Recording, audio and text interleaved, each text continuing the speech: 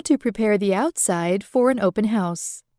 Professional staging may include the exterior, but if you're doing it all yourself, try the 5 things.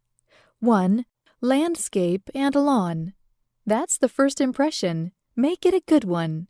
Mow, prune, edge, and get rid of junk. 2. Paint and clean. You don't have to do the whole house, but the front door and lintels should either be painted or cleaned. 3. Leaks and repairs. Small visible problems can become large mental objections and change how someone feels about your house. Fix them beforehand. 4. Pets.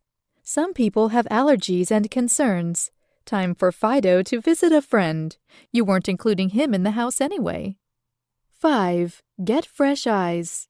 Have your realtor or a friend who's willing to be candid tell you what you missed, or pay a staging professional for a report. We don't really see familiar things well, so let them be your test buyer, and so you can present the best first impression to the real ones.